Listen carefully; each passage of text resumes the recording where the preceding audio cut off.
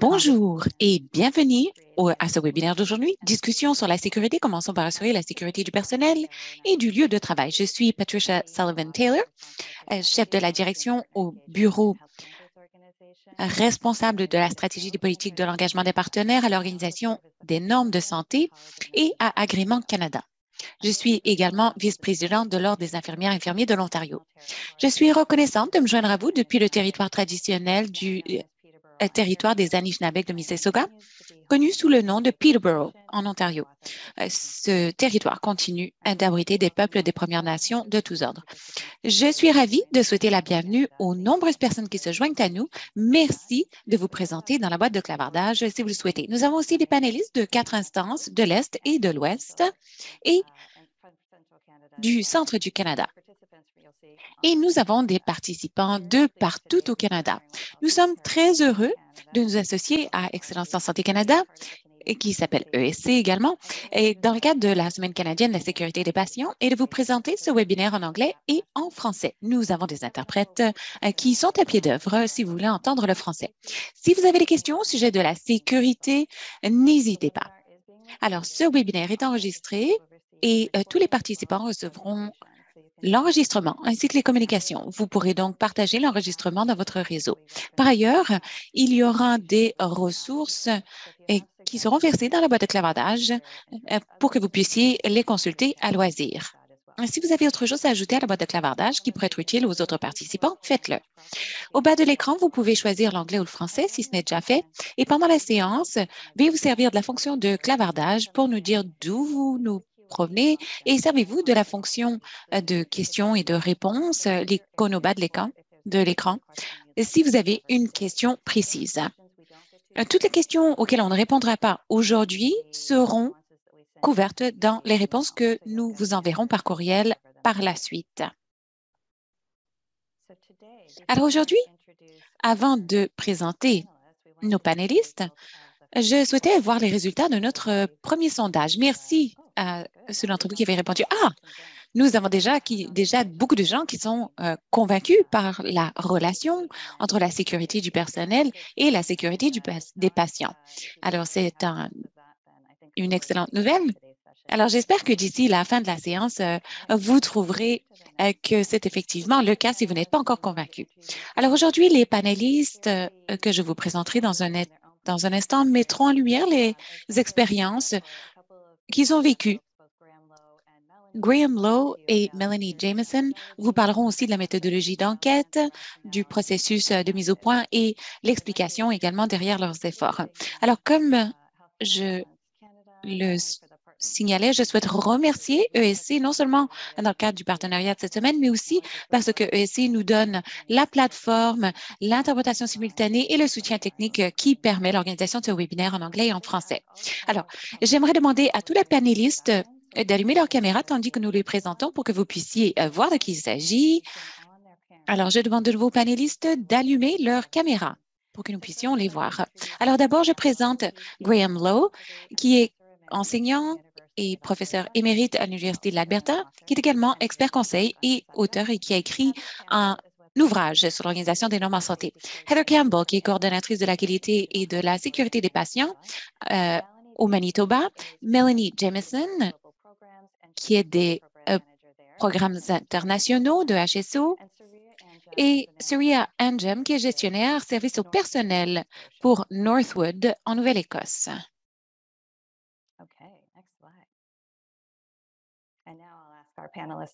Alors à présent, je vais demander aux panélistes d'éteindre leur caméra et de se mettre en sourdine jusqu'à ce que je leur donne la parole. Alors, je voulais vous expliquer qui nous sommes, si vous ne nous connaissez pas. HSO, Agrément Canada et IQMH. Alors, HSO, l'Organisation de normes en santé, est une organisation sans but lucratif et s'est unie aux deux autres organisations pour créer un monde plus sain. Nous croyons que la recherche de la qualité doit être proactive, centrée sur la personne et fondée sur des données probantes afin d'encourager l'apprentissage continu et l'amélioration. Nous avons des programmes de renforcement de la qualité qui sont également ce qu'on appelle des programmes éducatifs. Nos services vont de la paramédecine aux services ambulanciers, aux services diagnostiques de laboratoire, aux soins de longue durée, aux soins à domicile, ainsi que les soins de courte durée, tout le système de santé.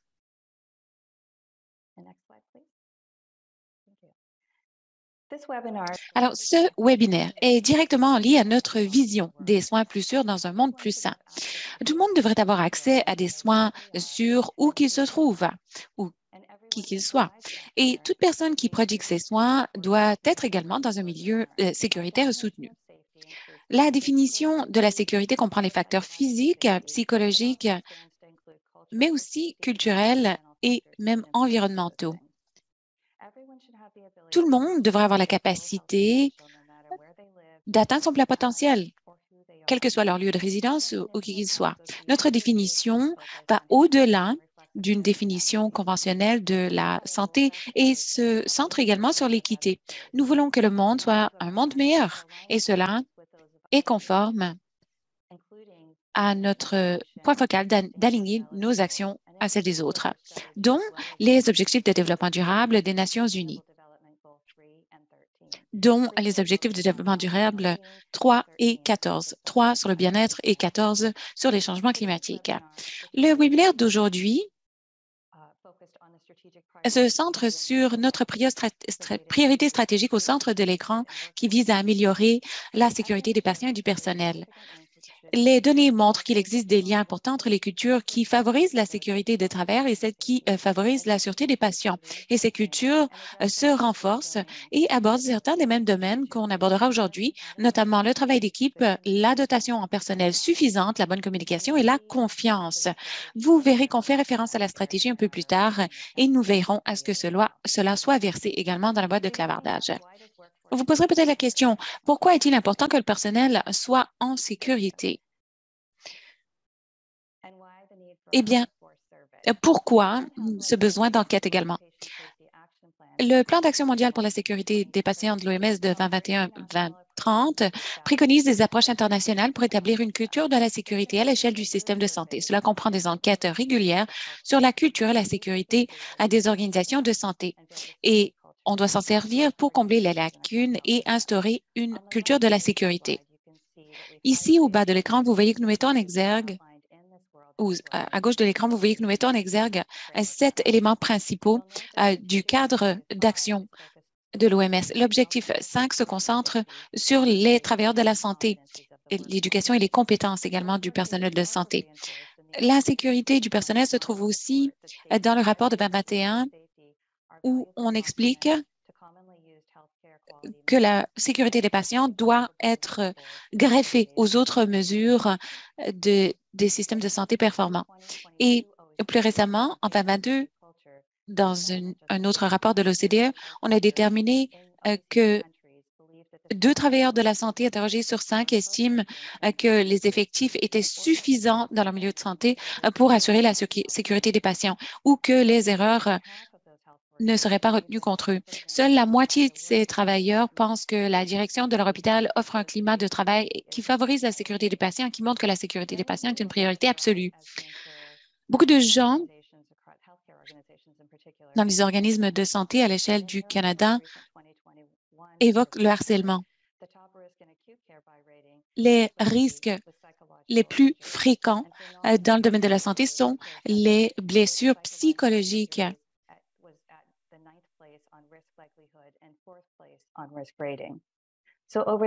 Alors, au cours des 45 prochaines minutes, vous entendrez parler de la méthodologie de l'enquête. Surya et Heather présenteront leurs organismes qui ont mis en œuvre les résultats de cette enquête dans leur propre organisme. Sur ce, je cède la parole à Graham Lowe, membre estimé du corps enseignant de HSO. Merci, Patricia, et bienvenue à tous et à toutes. Et merci à toutes ces personnes qui ont travaillé si fort pour réaliser ce webinaire. Alors, de concert avec Mélanie, je vais vous présenter un aperçu de cette nouvelle enquête, son contenu et aussi le processus de mise en œuvre.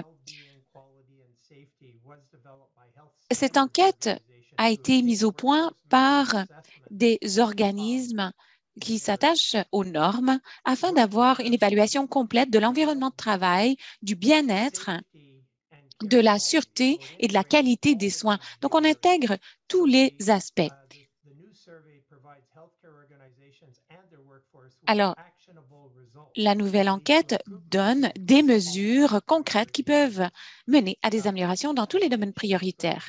Comme on l'évoquait, il sera exigé par Agrément Canada, dans le cadre de son nouveau programme, de s'y attacher. L'enquête comprend 54 questions, une question à réponse libre, 4 questions contextuelles et des questions démographiques. Donc, au total, 65 questions. Et il faut environ 15 minutes pour l'achever. Cela remplace et met à jour deux enquêtes existantes, Work-Life Pulse et l'enquête sur la culture dans les milieux de santé du Canada qui avait déjà 10 ans d'âge.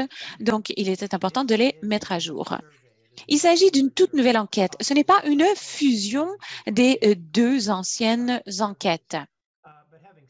Cela dit, je veux également signaler que 22 des nouvelles questions sont comparables. Alors, si vous avez fait ces enquêtes dans le passé, vous pourrez certainement tracer des tendances au fil du temps pour certaines mesures. L'enquête sera faite par tout le personnel de l'organisme de santé.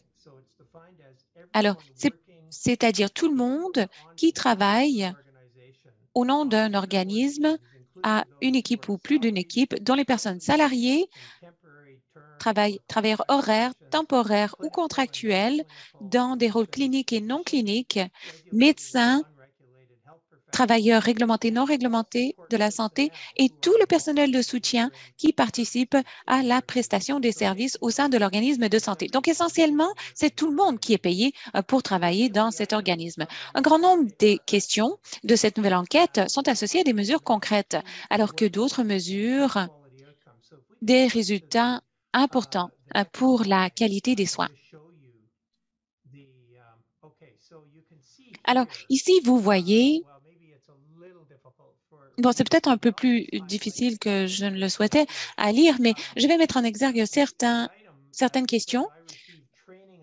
J'ai reçu la formation dont j'avais besoin pour effectuer mon travail. Ça, évidemment, c'est une mesure concrète. Si vous avez beaucoup de personnes qui sont en désaccord avec cet énoncé, vous savez ce que vous devez faire comme employeur pour améliorer la situation. Il s'agit d'accélérer la formation. Alors voilà un exemple d'une mesure concrète associée à un énoncé. Certaines mesures concernent aussi les normes de leadership d'Agrément Canada. Par exemple, nous traitons les patients avec respect et dignité est associé à des mesures concrètes des normes de leadership et elle signale aussi quelle est la culture de bienveillance qui règne au sein de l'organisme. Donc, on peut se servir de ces questions pour déterminer quels sont les résultats dans l'État. HSO adapte les questions pour les soins de longue durée d'autres secteurs. Par exemple, patient sera remplacé par résident ou client ou usager si l'enquête est utilisée à l'extérieur d'un milieu de soins de courte durée. La nouvelle enquête donne aux organismes de santé un portrait général de sujets brûlants. Les résultats de l'enquête permettront aux organismes de cerner des sources de risque pour les patients et leur effectif de travail et, de manière aussi importante, de se renseigner sur les facteurs qui contribuent à un meilleur rendement au sein d'une unité de travail, d'un milieu de travail et de l'organisme dans son ensemble. Donc, essentiellement, on a les lentilles sûreté 1 et 2 par lesquelles on examine la qualité des soins et la situation du personnel. Je vais à présent vous présenter l'élaboration de l'enquête. Les sujets et les mesures ont été choisis en fonction de 5 sources. D'abord, un rapport interne d'HSO fait en juillet 2020 qui examinait les données des 2 enquêtes administrées en 2018. Donc, ça nous a donné 25 000 répondants de 164 organismes de santé et cela nous a permis de faire une analyse très poussée pour valider cette nouvelle enquête. Deuxième source, les consultations auprès des organismes qui sont homologués par Agrément Canada. Donc, on a consulté beaucoup de clients par rapport aux changements proposés à ces enquêtes. Troisièmement, nous avons aussi gardé un œil sur les questions émergentes de diverses publications, dont celles de HSO et d'organismes similaires. Quatrièmement, j'ai consulté PubMed pour trouver des articles sur des thèmes importants jusque dans les 10 années passées. Et j'ai pu déterminer qu'il existait un éventail de sujets qui étaient importants pour le rendement des organismes de soins de santé. Cinquièmement, j'ai aussi fait un examen de toutes sortes de questionnaires validés qui sont utilisés en santé. Par exemple, les enquêtes de NHS, les enquêtes de NRC, Gallup et d'autres. Et j'ai tâché de trouver des questions qui pourraient combler des écarts importants. L'enquête ou le rapport plutôt d'enquête de juillet 2020 cernait les enjeux importants de la culture à la fois pour les patients et le personnel. Et cela a été renforcé par l'état des lieux des diverses publications que j'ai évoquées. Donc, nous avons pu cerner 5 dimensions pour le milieu de travail et 6 dimensions pour les patients qui étaient essentielles pour améliorer les soins prodigués aux patients, mais aussi qui étaient interreliés. Ce que ça signifie, c'est que dans les enquêtes fusionnées, les répondants qui donnaient une bonne cote à leur unité pour la qualité des soins prodigués donnaient aussi à leur milieu de travail une cote élevée s'agissant de la qualité du milieu de travail. Alors, nous avons pu déterminer toutes sortes de nouveaux enjeux dans le cadre de ces nouvelles enquêtes, entre autres surmenage, collaboration, communication, équité, diversité, inclusion, détresse morale, soins centrés sur la personne, santé, sécurité psychologique. Et justement, sur ce thème, je souhaite signaler que cette nouvelle enquête est semblable à la nouvelle norme sur la sécurité dans les milieux de travail canadiens. Il faut répondre à 13 critères pour être jugé milieu de travail sécuritaire. Il y avait aussi des questions sur les incidents, la déclaration des incidents, les changements de quart de travail et le bien-être des employés. Alors, à la diapo suivante, je vais vous présenter des exemples concernant le bien-être des employés. Alors, ces questions demandent aux répondants de déterminer dans quelle mesure ils se sentent en sécurité sur le plan physique et psychologique et aussi leur santé générale. La question sur la santé générale provient de l'enquête de Statistique Canada sur la santé des communautés. Donc, ça pourrait être utile pour votre organisation de se comparer, de comparer son personnel aux normes nationales et provinciales qu'on peut faire avec les résultats de cette question. Il y a aussi une question sur le stress qui provient également de l'enquête de Statistique Canada sur les communautés et aussi le surmenage, une question qui provient de l'échelle Maslach qui a été administrée dans des milliers d'organismes, donc une mesure validée s'il en est. Au fil du temps, HSO pourra se servir des résultats accumulatifs de cette nouvelle enquête pour établir des valeurs repères et pour mettre en exergue les caractéristiques des organismes les plus performants, à la fois pour le personnel comme pour les patients, c'est-à-dire la sécurité des patients et la qualité globale des soins. L'enquête a déjà été l'objet d'épreuves en anglais et en français pour vérifier que elle pouvait facilement être administrée. Alors, la première vague est en cours avec des résultats vraiment très intéressants que Mélanie et les autres panélistes seront heureux de partager. Alors, merci beaucoup de m'avoir écouté. Sur ce, je cède la parole à Mélanie. Merci, Graham, pour ce survol très détaillé. Alors, sur cette diapositive, une diapositive assez chargée, et Graham vous a d'ailleurs présenté certaines des puces qui sont affichées ici, mais je vais quand même vous expliquer comment nous avons mis au point cette enquête. Une des questions ou une des choses à retenir, c'est que ce n'était pas moi-même et Graham qui ont co-développé ce questionnaire. Non, nous avons suivi un parcours détaillé qui a commencé à l'été de 2020. Graham a déjà signalé que nous l'avons invité à faire un examen exhaustif des instruments existants, en plus d'un état des lieux complet. Cet examen nous a permis de proposer beaucoup de recommandations, de la recommandation de mettre de côté les enquêtes existantes pour les médecins et l'enquête sur la culture chez les patients. Donc, nous avons tout de même consulté 37 clients pour obtenir leur rétroaction. C'est donc un groupe représentatif de clients. Nous avons entendu de la part d'organismes divers dont les tailles étaient variées et de diverses régions du Canada. Et nous avons documenté toute cette information dans un rapport qui faisait un retour sur l'ensemble de leur rétroaction.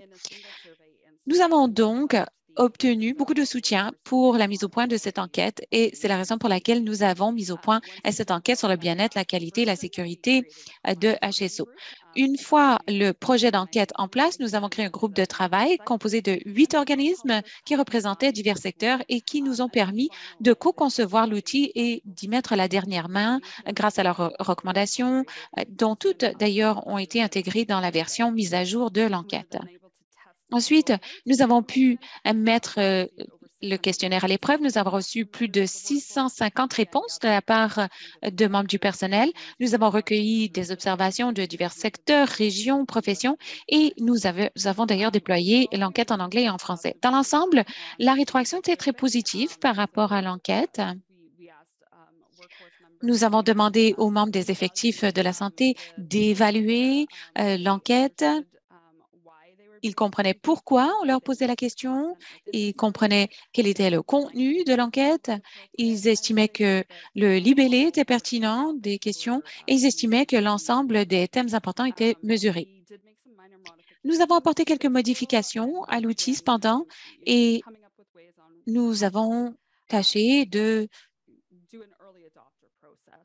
trouver un processus d'adoption précoce pour ce questionnaire. Et nous en sommes à notre première vague de mise en œuvre. Alors, pour cela, nous avons recruté 17 organismes de santé. Nous voulions avoir un échantillon représentatif des divers secteurs et donc des tailles variées d'organismes. Donc, nous avons de petits organismes communautaires qui ont une vingtaine de membres du personnel jusqu'à des grands réseaux de santé qui comptent plus de 8 000 employés. Il existe beaucoup d'organismes qui ont plus d'un site. Au total, nous avons 345 sites qui participent à la première vague de mise en œuvre. Et d'ici la fin novembre, plus de 32 000 travailleurs auront été invités à répondre à l'enquête. En date d'aujourd'hui, 16 des 17 organismes de santé ont déployé l'enquête.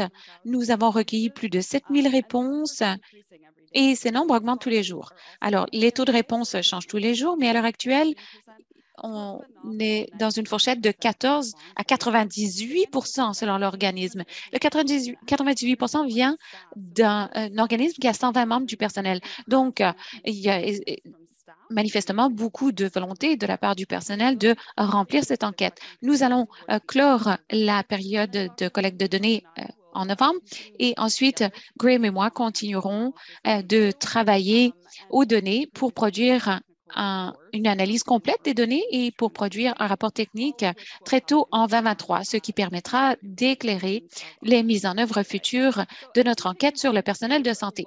Alors, tandis que vous prenez connaissance de ce graphique, gardez à l'esprit cet échéancier. Tout cela s'est produit pendant la pandémie. Nous avons eu beaucoup d'intérêt pour nos travaux. Nous avons continué de peaufiner cet outil grâce à une approche collaborative. Alors, je crois que cela en dit long sur l'importance du sondage pour le personnel. Et avant que je ne conclue, j'aimerais présenter quelques résultats préliminaires issus de la première mise en œuvre. Donc, voici des données que j'ai recueillies en date du 11 octobre. Alors, vous voyez que les données peuvent mettre en exergue les relations entre les mesures qui, sur le plan historique, étaient recueillies par divers outils. Alors, ce que je vous présente ici, c'est la relation entre le stress au travail, qui est un indicateur clé du bien-être, et les cotes des travailleurs par rapport à la sécurité des patients. Alors, ce que vous allez noter ici, c'est que les travailleurs qui est assez stressant ou pas du tout stressant donnent à leur unité de travail une meilleure note de sécurité. Alors, je vous encourage à prendre connaissance de ces données et de les intégrer à vos conversations sur la sécurité. Sur ce, je cède la parole à Patricia à nouveau. Merci, Graham et Mélanie. Vous nous avez donné beaucoup de contexte sur les données qui appuient cette nouvelle enquête. Et d'ailleurs, on a reçu des questions par rapport à l'enquête à laquelle Graham faisait référence sur le bien-être et Guarding Mind. Et donc, il y a effectivement un lien entre l'enquête dont il est question et Guarding Minds. Alors, Mélanie, merci d'avoir éteint votre vidéo. Sur ce, je cède la parole à Surya. Je vais lui demander d'allumer à la fois son micro et sa vidéo pour qu'elle nous parle de Northwood. Bonjour, très heureuse d'être parmi vous. Merci de m'avoir invité à participer à ce webinaire. Je suis Surya Anjan, je suis responsable des relations avec le personnel à Northwood. Nous avons des services à domicile et des services d'établissement de soins de longue durée en Nouvelle-Écosse. Alors, nous étions très heureux de participer dans le cadre d'une adoption précoce de l'enquête. Pourquoi? Bien, la raison principale, c'est que nous voulions être égoïstes, c'est-à-dire que nous voulions prendre connaissance de ce qu'il fallait faire pour Agrément Canada. Nous voulions faire partie de ce groupe d'adopteurs précoces pour avoir les données, rapidement, afin d'ensuite pouvoir, lorsqu'on mettrait en œuvre ce genre de mesures, que l'on puisse comparer nos données à celles de ce sondage précoce. Il est essentiel d'avoir la rétroaction des employés, car il y a un lien direct, comme Patricia l'évoquait un peu plus tôt, entre le bien-être au travail et les soins et la qualité des soins aux patients. On espère pouvoir comparer les résultats de cette enquête à une enquête qu'on a entreprise il y a quelques années, en 2017, l'enquête Guarding Minds. On l'a évoqué, il y avait des questions qui recoupent en fait les questions de l'enquête actuelle. Alors, nous espérons que nous pourrons comparer les données de cette nouvelle enquête à l'enquête précédente pour voir si certaines des mesures prises à l'époque, donc depuis 2017, bon, on sait qu'on a eu la COVID, il a fallu mettre en œuvre certains plans d'action. Quels ont été les résultats? Certaines choses n'ont pas été mises en œuvre en raison de la COVID. Alors, est-ce que cela a eu un effet? Est-ce qu'on a identifié des mesures utiles? Est-ce que ça a vraiment fait une différence à l'heure actuelle? Et si ce n'est pas le cas, qu'est-ce que ça signifie pour nous? Comment peut-on avoir un environnement de travail sécuritaire et une amélioration dans la qualité des soins dans Northwood? Par ailleurs, J'espère que cela nous permettra de nous pencher sur des zones préoccupantes, c'est-à-dire qu'on pourra approfondir les données, non pas seulement du point de vue de l'organisme, mais du point de vue également des unités, c'est-à-dire est-ce que on administrera des questions personnelles pour mettre en place des mesures correctives qui seraient plus appropriées localement. Ce que nous souhaitions aussi dans le cadre de ce nouveau sondage du personnel, et ce que nous observions, c'est que c'était merveilleux de voir que ça couvrait toute une panoplie de questions et d'enjeux. Graham en a parlé. Il y avait deux enquêtes à compléter et maintenant il n'y en a qu'une seule. Donc, nous espérions et souhaitons que ceci rehaussera le taux de réponse. Nous préférons avoir un plus grand nombre de répondants pour avoir ainsi une meilleure qualité des données. Le taux de réponse du sondage Guarding Mind a augmenté. En 2017, il était à 26 et est maintenant à 32. Sur ce parcours, au long de ce parcours d'augmentation des taux de réponse, nous avons euh, évidemment envisagé des moyens technologiques. C'était papier et par courriel auparavant. Alors, on a constaté que le format web donnait un plus grand accès, en particulier pour le personnel. Le format le système iTacit est applicationnel et basé sur le web. Donc, le personnel pouvait accéder sur leur téléphone à ce sondage. Euh, Nous n'avons pas encore complètement confirmé euh, bon, ces données. Bon, on va voir si ça reste à voir si c'est la raison principale pour laquelle les gens ont répondu cette fois. Mais des résultats de ce sondage, on se pose la question, est-ce que des changements ont été apportés?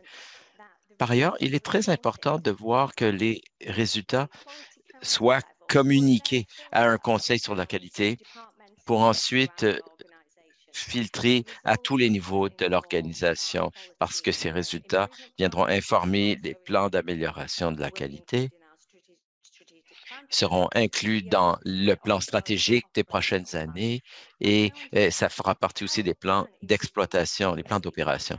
Donc, comment réaliser des améliorations et ça nous permet de prendre un pas de recul. On avait fait le Guarding Minds en 2017 et certains résultats de cette enquête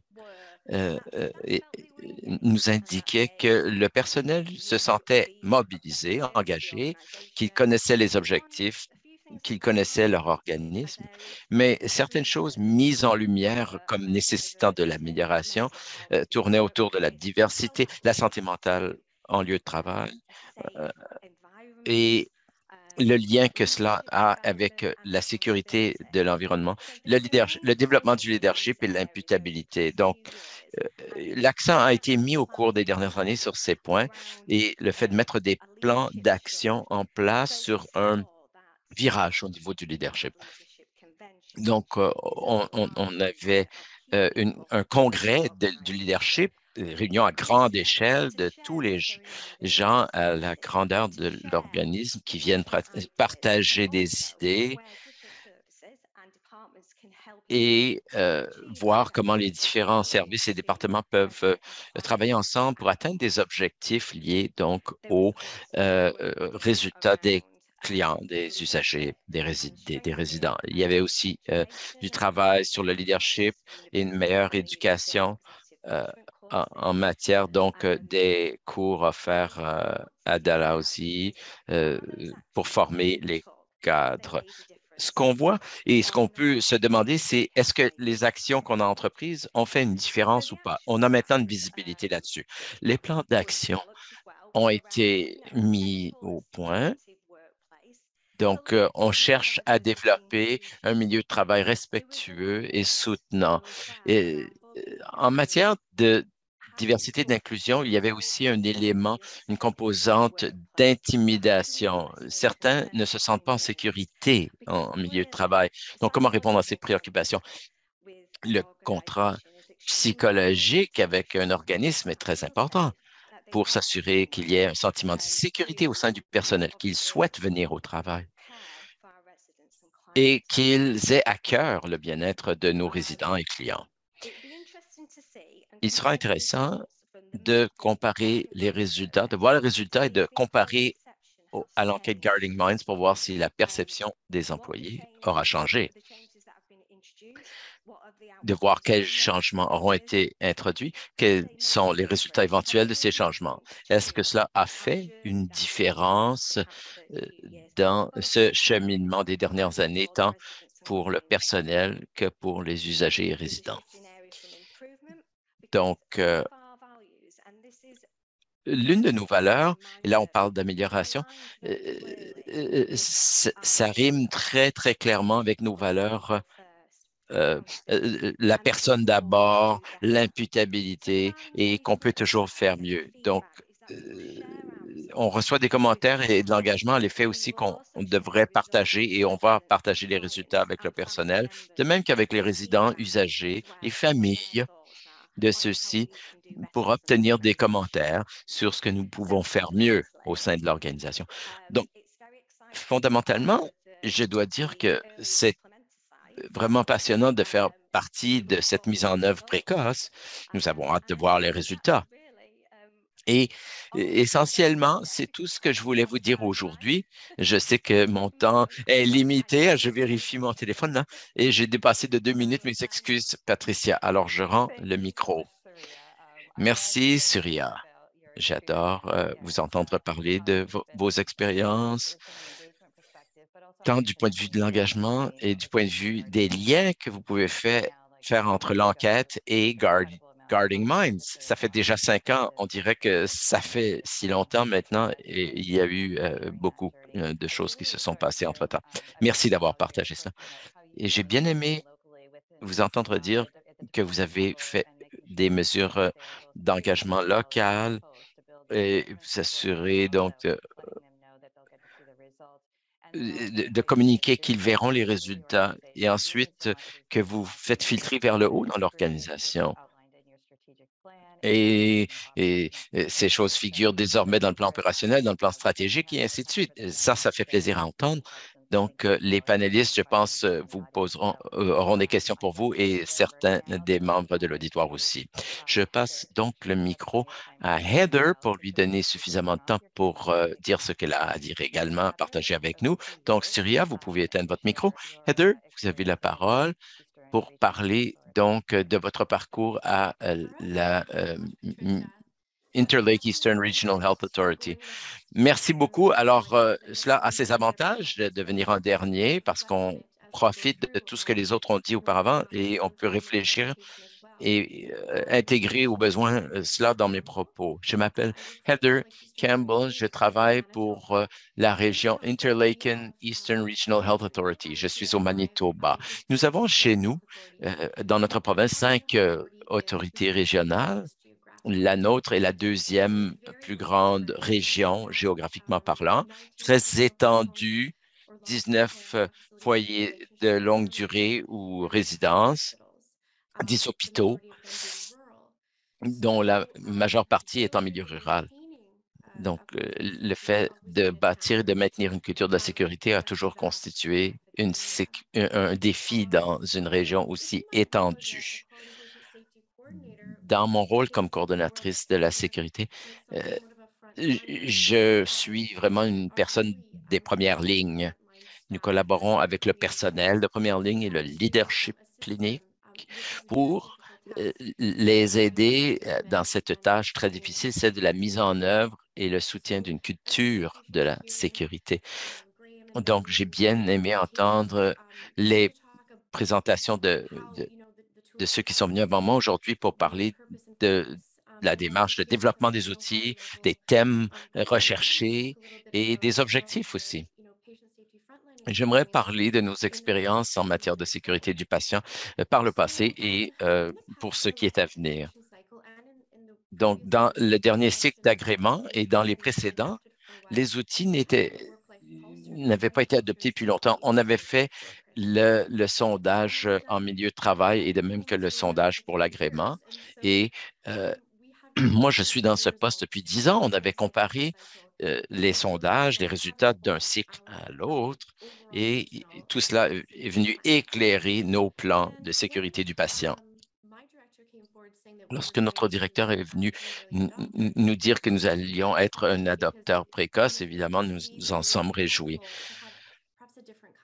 parce que nous avons jugé que ce serait utile de recevoir des données de nouveau type. Donc, avant même que je connaisse l'outil parfaitement bien, on avait déjà consenti. Donc, je me suis préparé et j'en ai appris plus long en me préparant pour ce webinaire et je pouvais constater déjà que l'outil allait nous donner la pièce manquante de notre casse-tête, à mon avis. Auparavant, on recevait les sondages Pulse et puis la qualité et les ressources humaines s'occupaient des questions main-d'œuvre, sécurité au travail, etc. Et nous, du côté plutôt de la culture. Donc, c'était en cloison. Euh, Là, on voit le lien entre le soutien du personnel, comment le personnel se sentait et combien cela pouvait affecter profondément la culture et en bout de ligne, la culture de la sécurité. Là où on avait du mal avec des problèmes de sécurité du patient ou des ressources humaines, on voyait un lien direct avec le nombre d'incidents ou du manque de communication, de déclaration. Donc, nous avons intégré dans certains plans un effort voulu de collaboration accrue avec les départements qui fonctionnent un peu en parallèle, les ressources humaines, la politique provinciale du respect en milieu de travail et la santé-sécurité au travail notamment.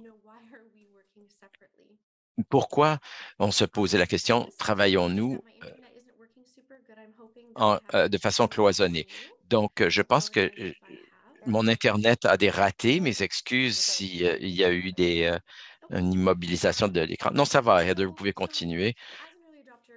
Merci. En tant qu'adopteur précoce, cela nous a donc réjouis.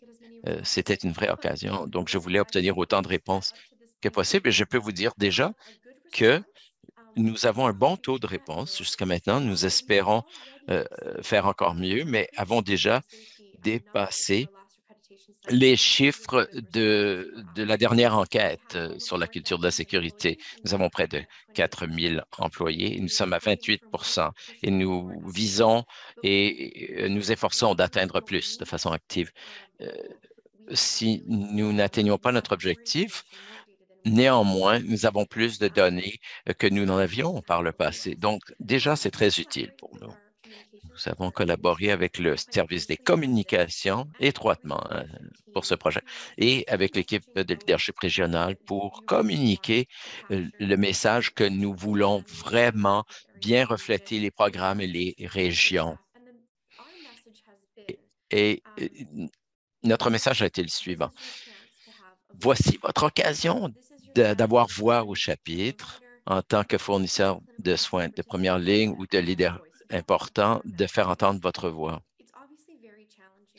Bien sûr, il y a des embûches euh, dans le système de santé actuel. Il y a les coûts qu'on a subis pendant la pandémie et l'épuisement professionnel du personnel et remplir un sondage, ce n'est qu'une chose de plus à faire. Donc, nous avons vraiment essayé de dire, veuillez, s'il vous plaît, partager votre voix avec nous. Et on a aussi inclus des communications dans notre bulletin d'information hebdomadaire du mercredi, le Weekly Wave. Et il y a du personnel de soins aigus qui euh, fait de la promotion lorsqu'il se déplace dans la région et d'autres personnels qui ont fait une tournée d'information. Et un des argumentaires, c'est que plutôt que ce soit papier, il y a un code QR pour que le personnel de première ligne puisse faire le code et le sondage dans leur milieu critique. Ça a été très aidant. Donc, les options technologiques constituent une amélioration. Euh, et c'est plus respectueux et conscient des contraintes de temps du personnel. Pour la suite, nous avons l'intention de continuer. Euh, donc, les résultats du sondage vont éclairer en profondeur nos plans sur la sécurité des patients.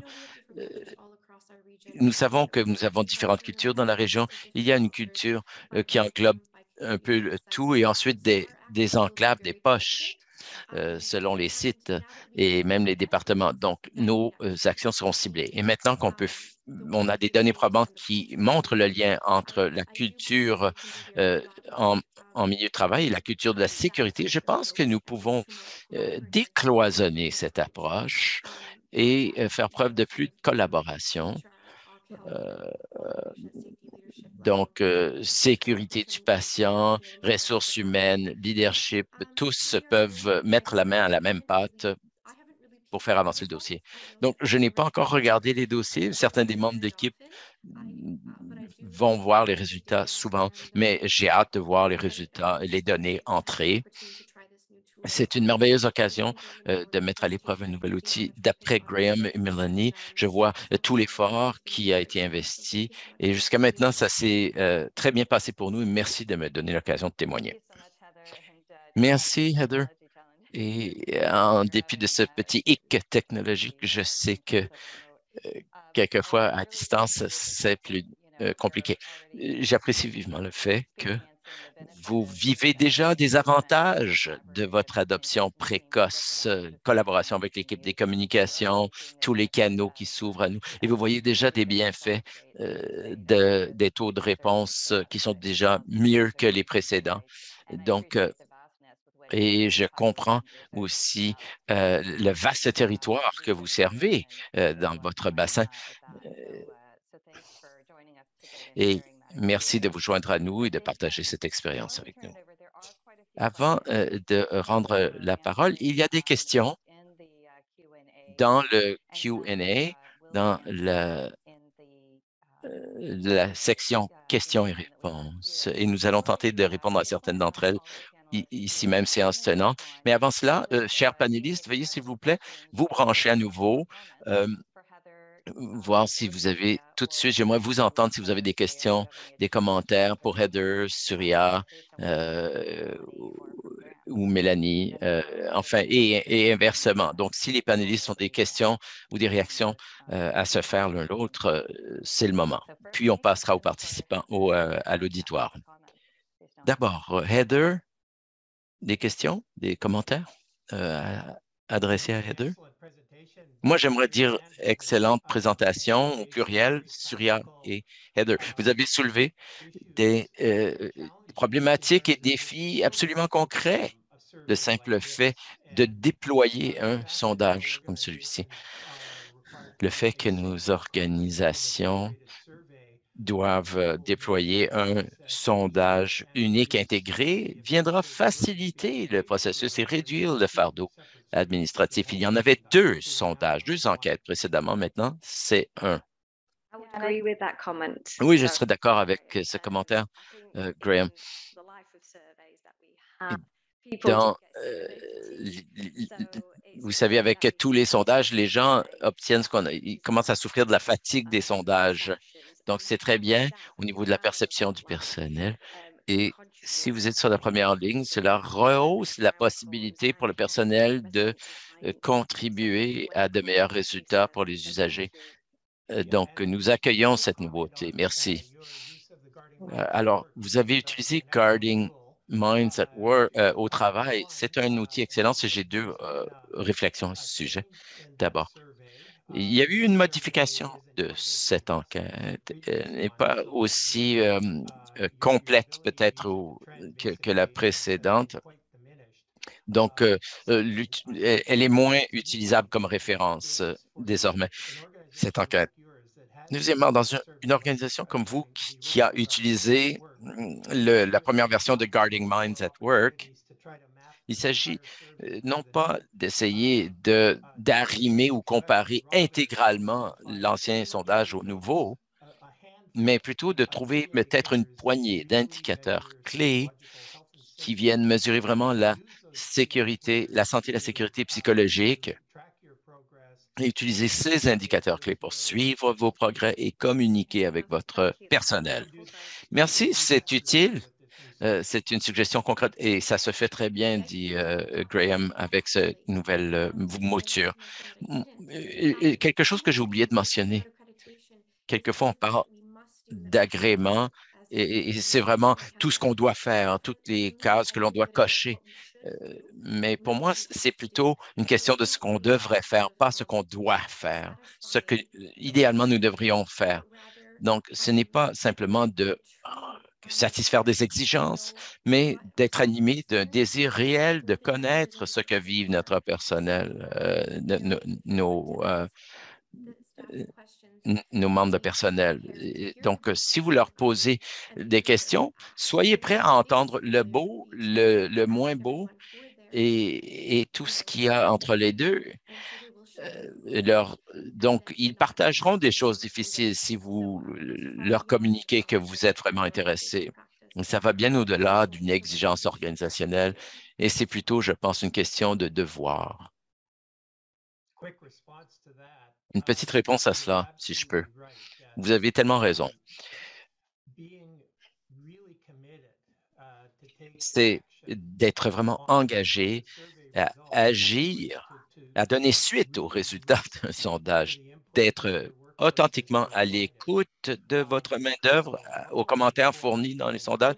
C'est essentiel non seulement pour faire des améliorations dans l'organisation et la qualité de vos services, mais aussi essentiel pour atteindre de meilleurs taux de réponse la prochaine fois.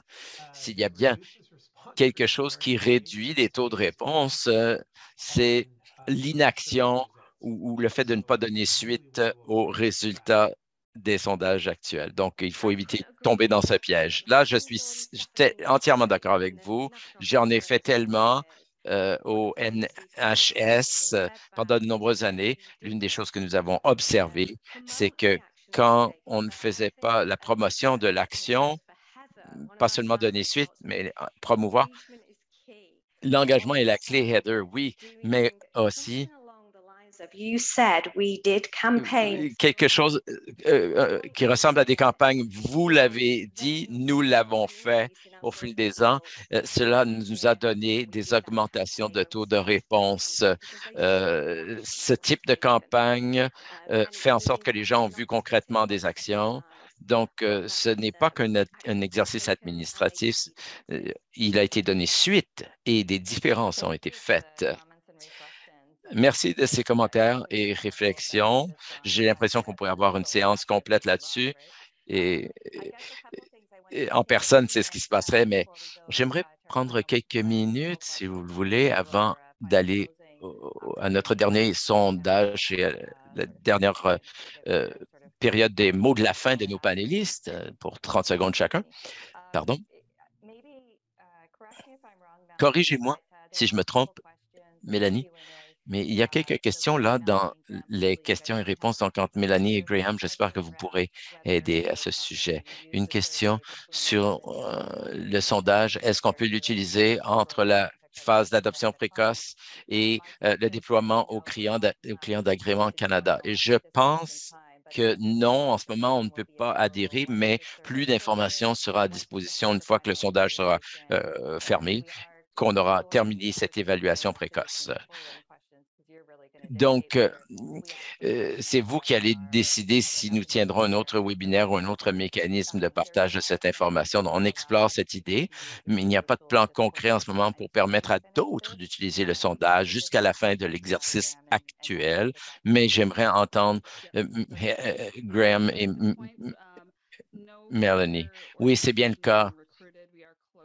Aucune autre organisation ne se joint pour l'instant. On a refermé euh, l'adhésion.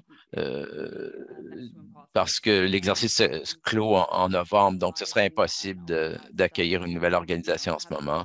Il y aurait trop de problèmes de planification, de communication, aussi de vos côtés, de votre côté, d'annonces auprès de votre personnel et ainsi de suite. Donc, nous avons,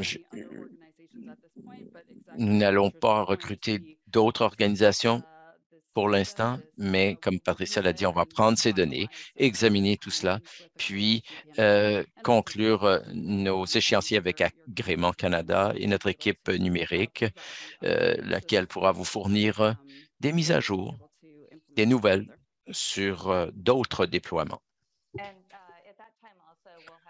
Et à ce moment, nous comprendrons plus clairement aussi si le sondage sera disponible à des organisations qui ne sont pas déjà des clients d'Agrément Canada. Cette décision n'a pas encore été prise. Par ailleurs, il y a eu des questions à propos de la fréquence. Mélanie, est-ce qu'une décision a été prise? Est-ce que ce n'est qu'une fois par cycle de 4 ans ou si certaines organisations aimeraient pouvoir administrer le sondage plus souvent, est-ce que la chose sera possible? Réponse. Eh bien, c'est dans ce qu'on étudie. Nous prévoyons notamment que les organisations puissent déployer le sondage aussi fréquemment qu'elles le souhaitent. On en est à mettre les touches finales là-dessus avec l'équipe numérique. Donc, restez au courant de votre personne ressource à ce sujet. Le plan, c'est justement, oui, que l'outil puisse être utilisé et mis en œuvre à fréquence plus régulière. Merci, Mélanie. Il y avait une autre question. Attendez, je vais la récupérer. Sur la gouvernance. Comment mesurer l'impact de la gouvernance sur la culture de sécurité en milieu de travail? Peut-être que Mélanie ou Graham souhaiteraient répondre à cette question ou encore nos autres panélistes, Surya, Heather, Patricia. Eh bien, HSO a également révisé l'outil de gouvernance, de fonctionnement de la gouvernance et créer un nouvel outil permettant aux membres de tous les corps dirigeants d'administrer. On y établit les mêmes liens entre le bien-être de la main-d'œuvre, la qualité des soins fournis et la sécurité. Et cela analyse aussi le rôle des groupes dirigeants pour veiller à ce que les organisations atteignent des scores élevés dans tous ces domaines. Ce score, cette notation a été développée, elle est en voie d'examen à l'interne chez HSO et sera déployée, je pense, en 2023. Mélanie? Oui, nous venons de conclure le projet pilote de cet outil avec de l'excellent commentaire, une bonne rétroaction. Donc, il y a eu une co-conception avec des experts en la matière aussi. Tout ceci est en place, comme Graham l'a dit. Nous attendons à mettre en œuvre cet outil ou déployer l'outil en 2023. Donc, pour éviter la confusion sur les outils, ça, c'est la fonction gouvernance. C'est l'outil fonction gouvernance. Si vous êtes un client d'Agrément Canada, vous connaîtrez peut-être cela. Et ça se veut donc harmoniser avec la nouvelle norme publiée en mai. Donc, si vous êtes client d'Agrément Canada, vous pourrez accéder à cela par votre portail d'agrément. Donc, au cours des prochaines dernières minutes, donc, nous aurons des petits sondages. En conclusion, d'abord, êtes-vous intéressé à en savoir plus à propos des sondages dont je souhaite en savoir plus sur les résultats du sondage? Donc, au printemps 2023, ça semble lointain, maintenant que je lis la question et que les feuilles commencent à tomber pour l'automne. Et ensuite, est-ce que comment faire avancer, faire progresser les discussions de sécurité et les outils et approches pratiques dans votre propre travail. Est-ce que cette séance a amélioré votre compréhension à cet égard? Nous partagerons les résultats de ce sondage avec vous. Puis, dans le cadre du courriel qu'on enverra avec les enregistrements, et n'oubliez pas, j'aimerais vous remercier. Et là, je commence avec vous, Heather, puis Surya, ensuite Mélanie et Graham. 30 secondes, chacune et chacun. Un appel à l'action en matière de conversation sur la sécurité. Heather. Donc, cette fois, je suis première à passer. Les conversations sur la sécurité ne sont pas toujours faciles. Il faut, comme je l'ai dit, être prêt à recevoir toute réponse. Donc, c'est une excellente occasion de susciter de bonnes idées et des données très intéressantes sur le sentiment de sécurité dans votre personnel de première ligne et comment cela se traduit en soins. Merci. Surya. Je vous dirais que votre personnel est votre plus grand actif. Donc, prélever des données, de l'information, être à leur écoute, c'est difficile. Ce sont des conversations quelquefois difficiles, comme l'a dit Heather. Toutefois, ce n'est pas négatif pour autant. Si des choses ressortent qui sont difficiles, cela nous donne l'occasion justement de faire des améliorations. Donc, acceptez volontiers ce que les gens voient comme mauvais et le bon et continuez à parler à votre personnel et tenez-les informés sur ce qui a été fait parce que cela va assurer qu'ils reviendront au sondage et va mener donc à des améliorations. On dirait qu'il nous manque de temps. J'entends un bruit, un signal d'alarme quelconque. Euh, bon, je sais que le temps nous manque, Graham. Mélanie, merci infiniment de votre partage, de partager votre savoir, votre expertise à ce sujet. Et Surya et Heather aussi, vos expériences en tant qu'adopteurs précoces. Et merci et bonne chance à vous toutes et à vous tous et bonne chance dans votre cheminement de sécurité. Et merci aussi à ESC d'avoir été notre partenaire et d'avoir rendu possible ce webinaire. Excellente journée à tous.